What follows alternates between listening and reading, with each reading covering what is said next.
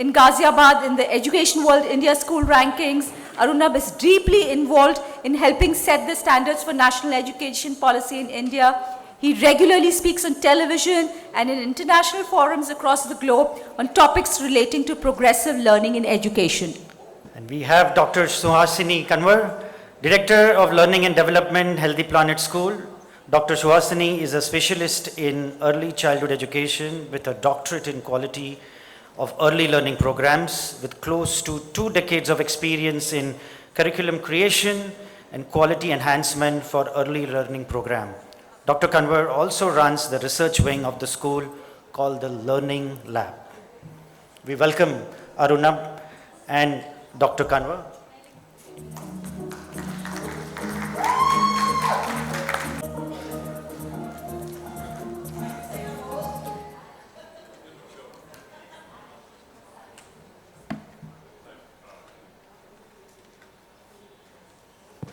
Check, check.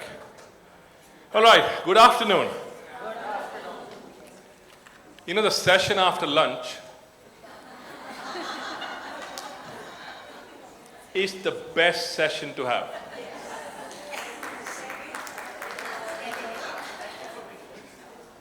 For nobody's going to object to anything that you say. And your learning outcome is achieved if nobody slept. So if you do sleep, try and not snore. You know, it'll sort of show very badly on us. We'll attempt to take you on this journey of, that's not us, that's not planned. There are no fire drills, so if there is an alarm, we run. All right, so Suhasini and I are co-founders of Healthy Planet. We exist in Noida. We have 13 minutes and 47 seconds, and we'll try to finish before that.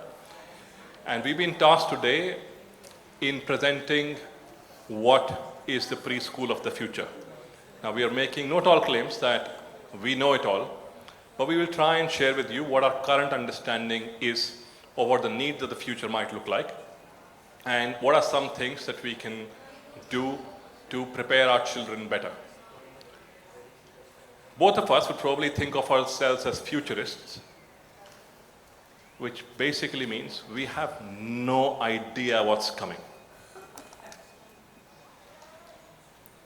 NVIDIA CEO 2 weeks back was a hero of the world, and then one news which is unrelated to his company comes up from the other part of the world, and the world for NVIDIA has changed. So we are in a very interesting world. So we are futurists, we have no idea what's coming, but we are planning to share with you what we are currently thinking. Have you heard of this acronym before? BANI? Have you heard of VUCA?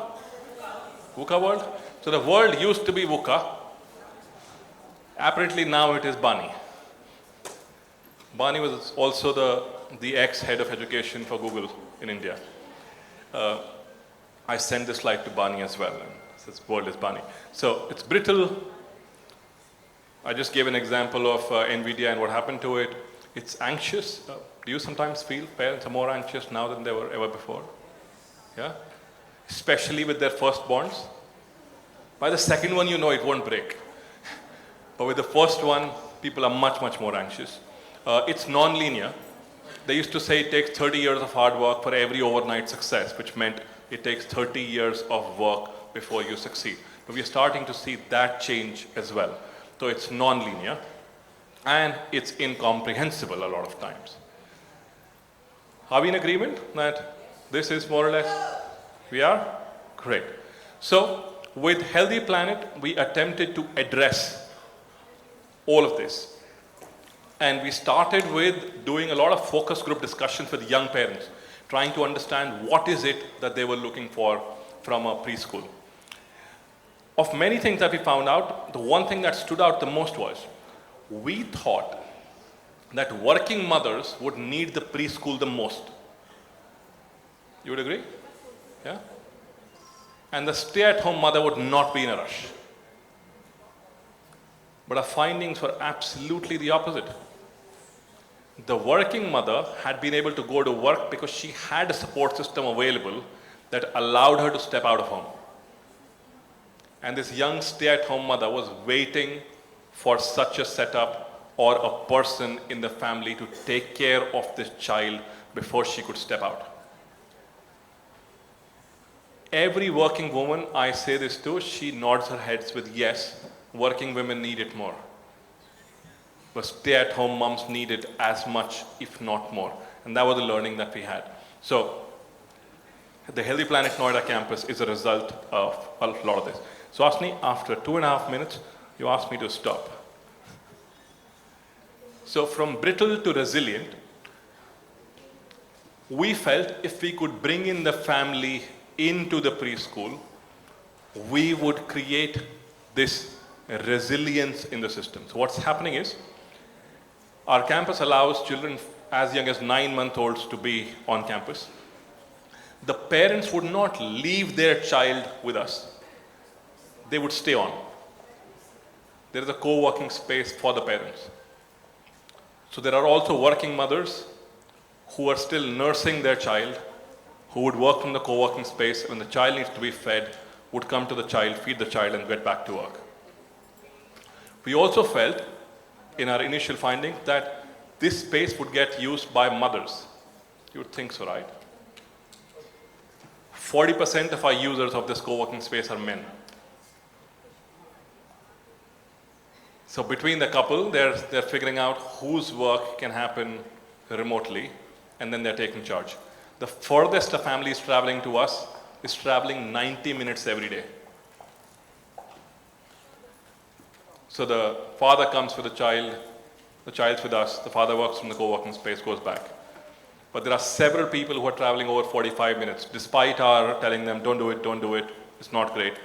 But they're insisting that that's the only place where they can have such a situation.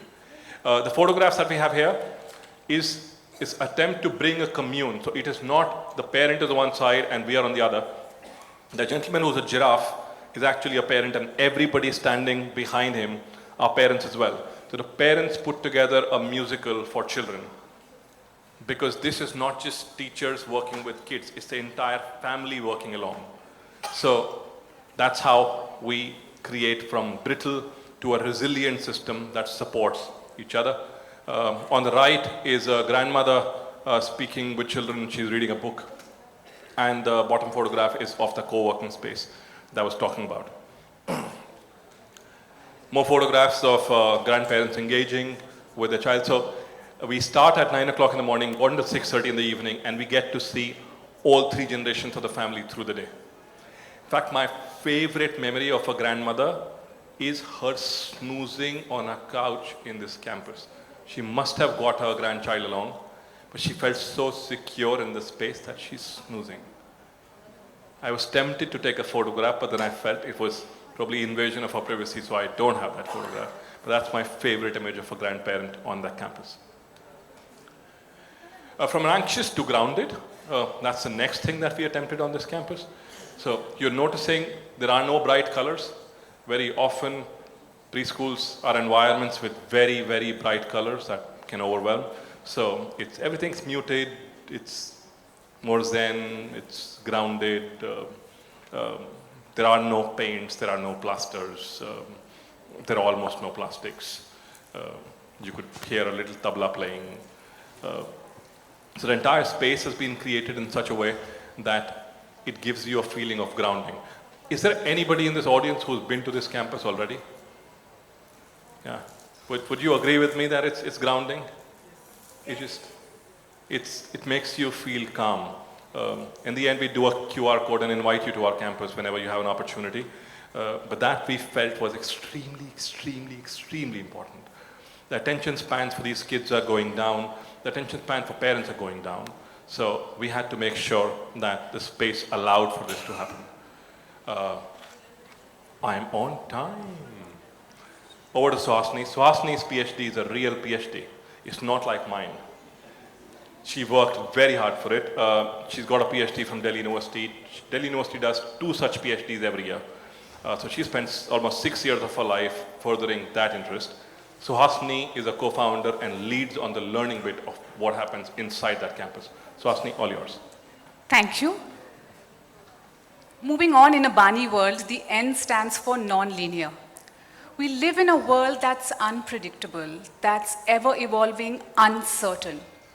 And therefore, we need pedagogies in the classroom that mimic the uncertainty of this world outside, so that children learn to take this non-linearity of the world they'll face later in their stride. So what does this entail? We need pedagogies that help children be curious and ask questions. We need pedagogies that help children be creative and offer solutions. Pedagogies that help children collaborate, problem solve, conflict resolve, make choices and decisions, and take some risks, be adventurous and go out there and try something new, even though there's no guarantee of it not failing. We want our children to find joy in learning, and we aspire for them that when they encounter a surprise on their learning journey, they look at that surprise not as a deviation, but as an opportunity to learn. And finally, the I is for incomprehensible. What does it take to thrive, not just survive, in a world that is incomprehensible? And I think we humbly submit that it takes us to continue being learners, lifelong learning, and possibly even falling in love with learning along the way. So at Healthy Planet, it has always been our endeavor that we keep questioning ourselves and challenging ourselves in order to find and engineer robust solutions to the challenges that we face every day to give our children the best possible learning experiences. We have been fortunate in the last 1 year that we have been running in our Noida campus. We have learned from over 238 schools that have visited us.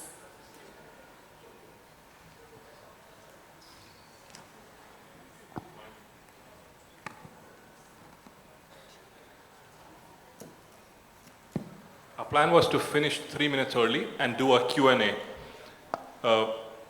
Before Suhasini, Suhasini, do you want to talk about what the QR code does? The QR code, if you please scan it right now, takes you to the book a visit page on our website. And I take this opportunity to warmly invite you to please come to our school in Noida and visit us and continue the conversation of how can we be better for our children and how can we do better in the classroom for our children. Thank you. Thank you very much. We now have 3 minutes to spare. If there are questions, and that is only if you are not sleeping just yet, we are happy to respond to anything that. It's Express Highway, so it's Sector 131, and if you search Healthy Planet Noida, we should show up.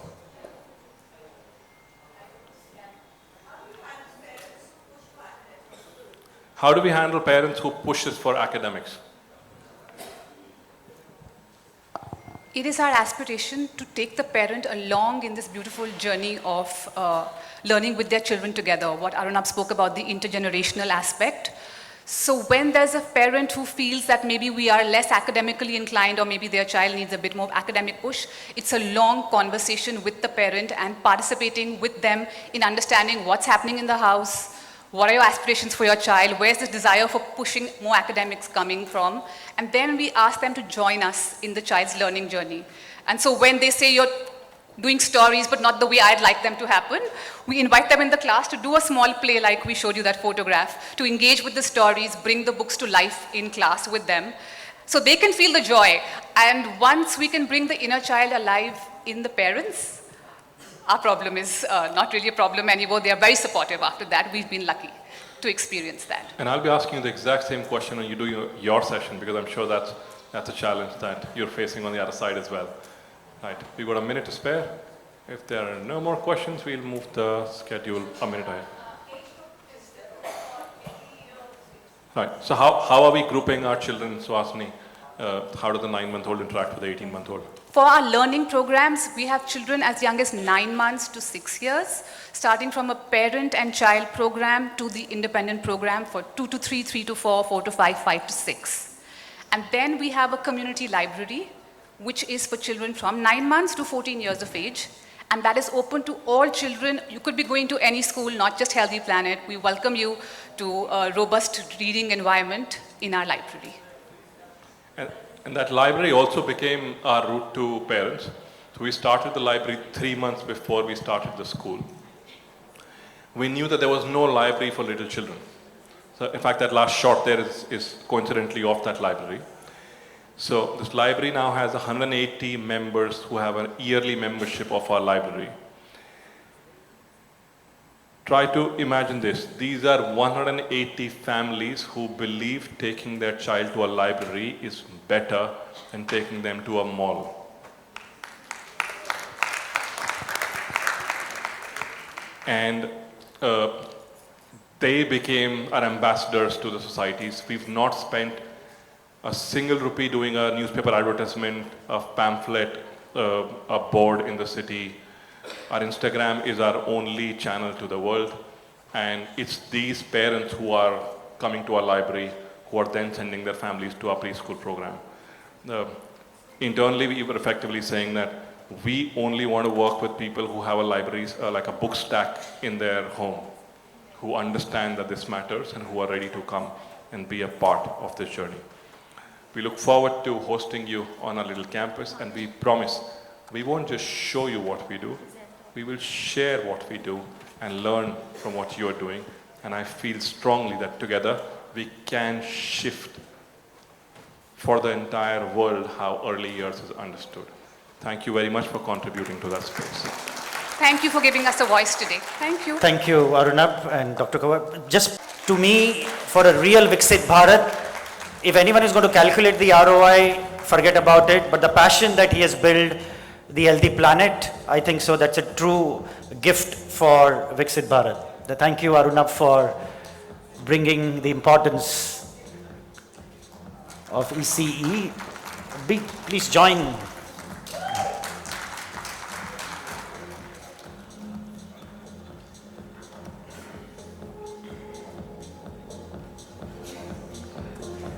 Okay, ladies and gentlemen, we are going to move now to the duty of the day, which is going to be